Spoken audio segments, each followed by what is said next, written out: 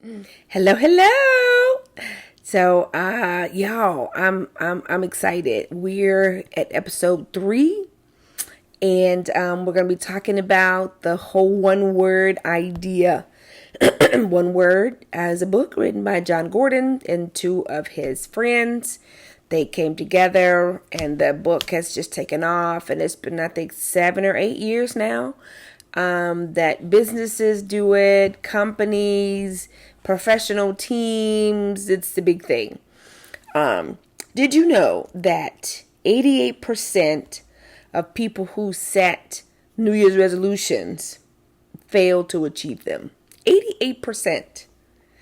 That's a lot of people. And you set that New Year's resolution, and then February, March, it's not happening. And so now you got this thing, well, I don't do resolutions. I don't believe in that because we fail. Yeah, I was one of those people.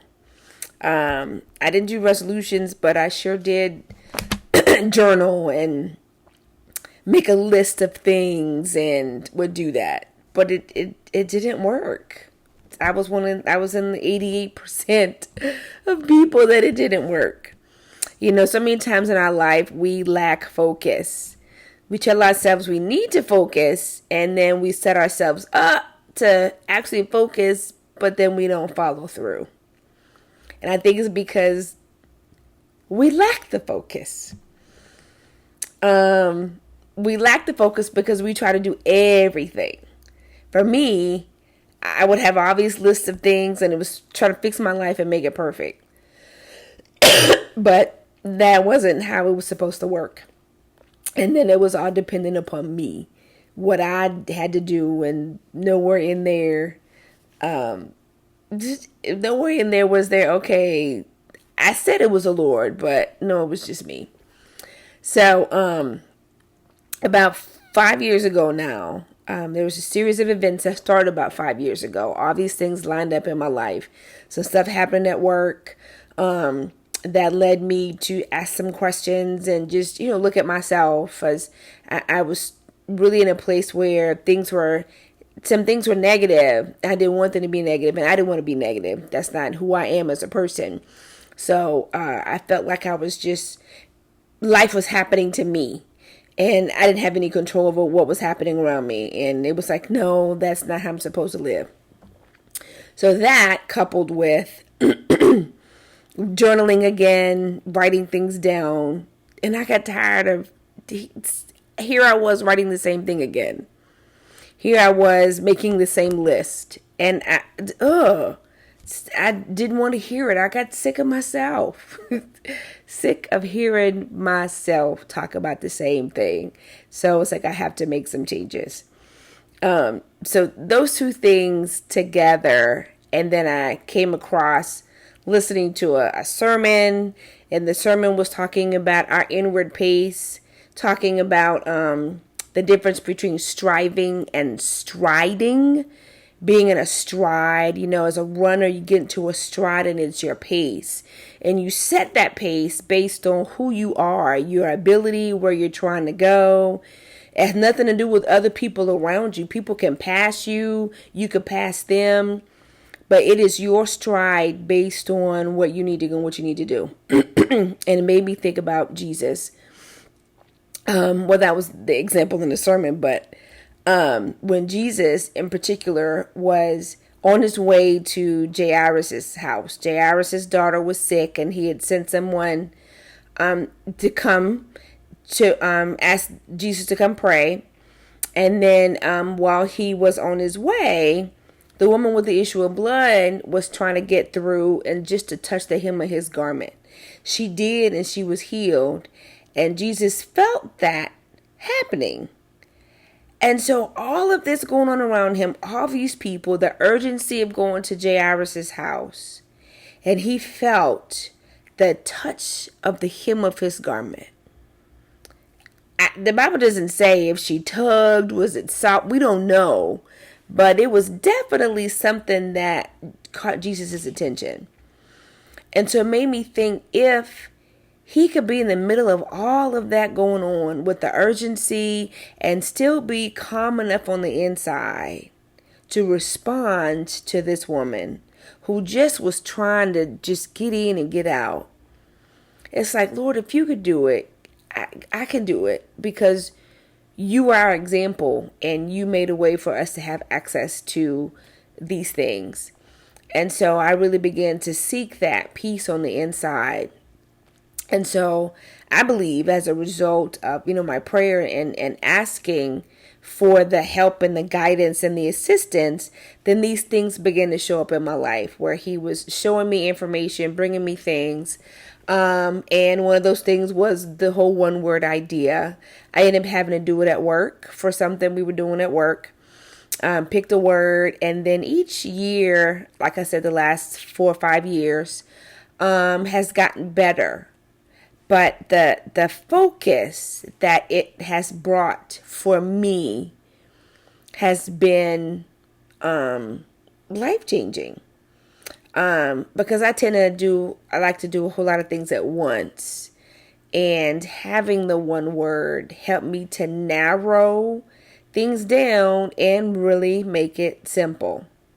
And I find myself being much more productive than I was beforehand.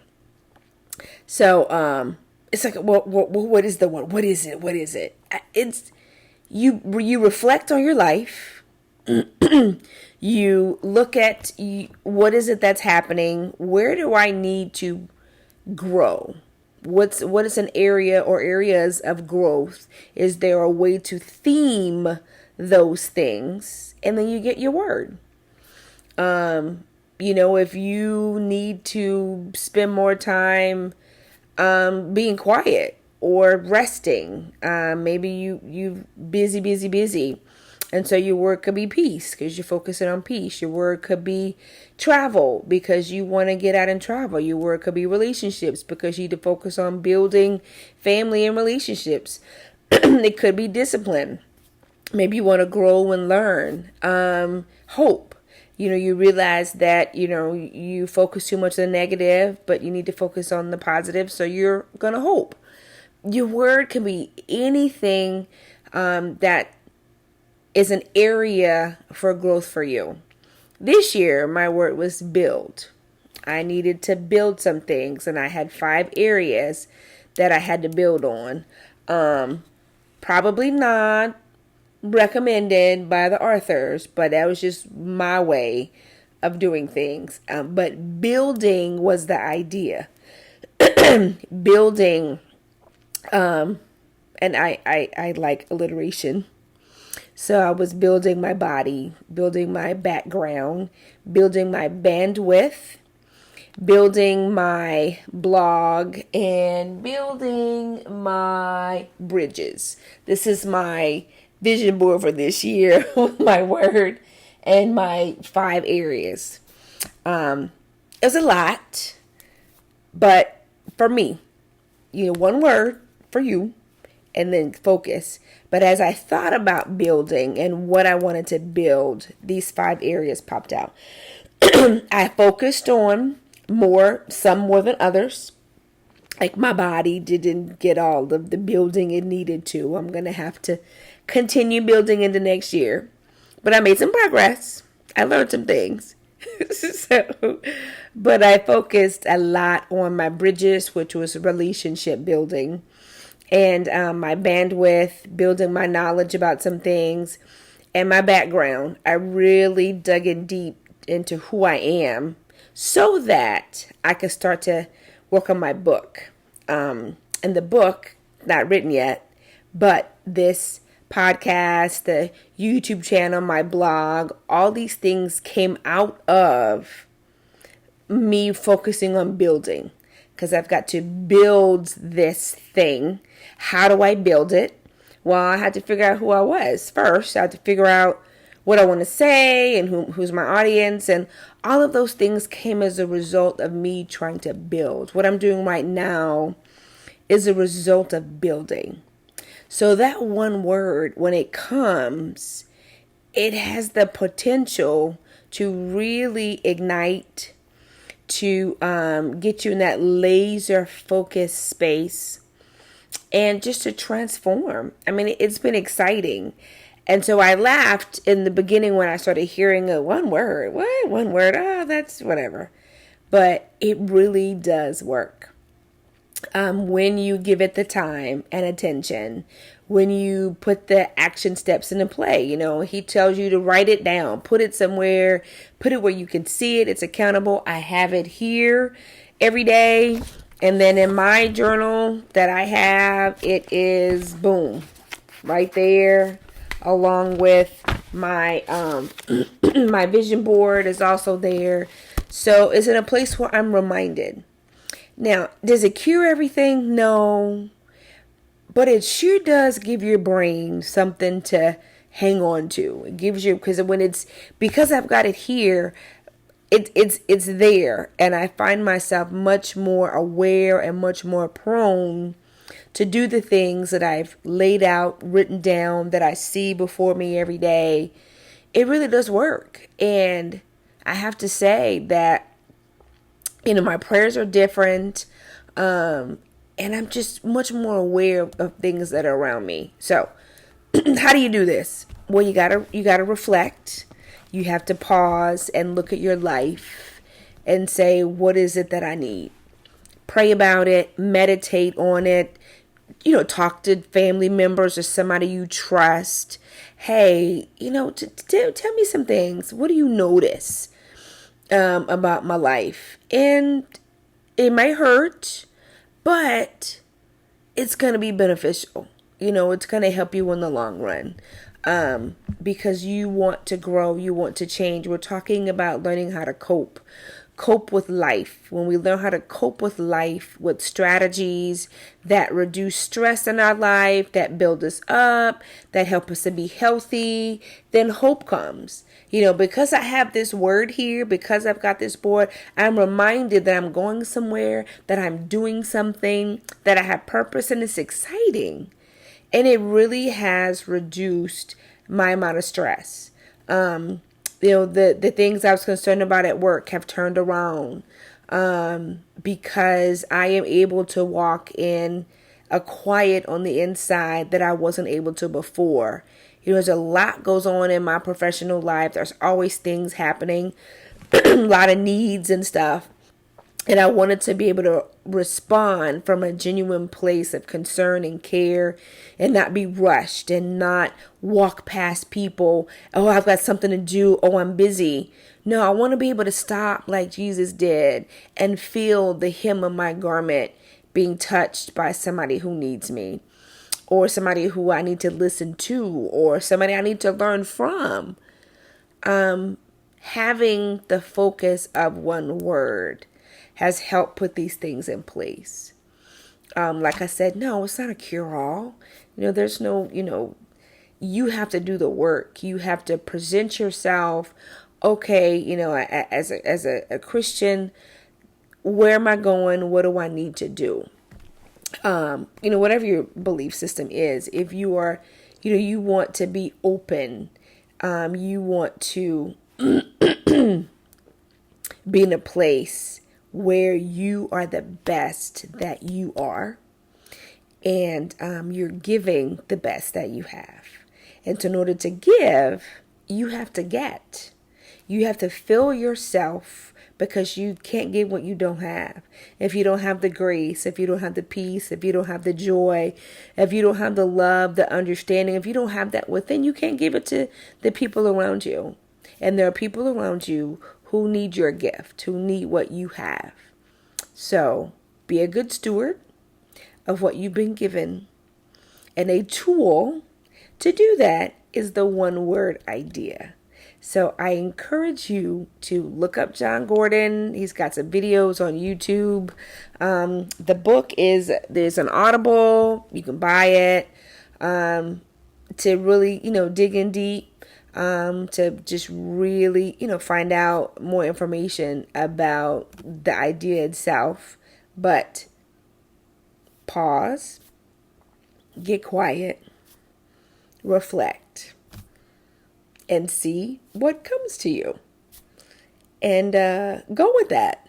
It may, again, the first time it's going to feel weird and awkward, but the more you kind of feed into it, the tighter it gets. And the more able you are to really flourish with that idea. So, finishing strong. You've reflected. Now, let's see, where am I going? Reflecting, where have I been? Where do I need to go? Where am I going for 2022? The next time we're together, we'll be talking about vision boards and building one, developing one, creating one, the purpose of a vision board. Again, these are tools. All these things are tools to help you to cope with life. Whatever you are, whatever is going on in your life, there are strategies that we can use to reduce stress, to encourage ourselves, to build ourselves up. That's going to develop hope. And when we have hope, when we believe in a possibility, when our perspective changes to what we get to do instead of what we have to do, it brings life. It brings joy. And we start to see, hey, life is good. And then we start to thrive. No matter where we are, no matter what's going on, we can thrive in that situation. And so, cope, hope, and thrive. Until next time, it's your girl, Melissa Taylor. Okay, real quick. I really liked the video, and I didn't want to have to do it again. So Jairus came to Jesus when he saw him walking, and he fell down at Jesus' feet and asked Jesus to come. He didn't send anybody to come on his behalf. Jairus went himself and sought Jesus out and asked him to come. It's in Mark chapter 5. Just want to clarify that because it's important that I tell the story right. So, okay, next time.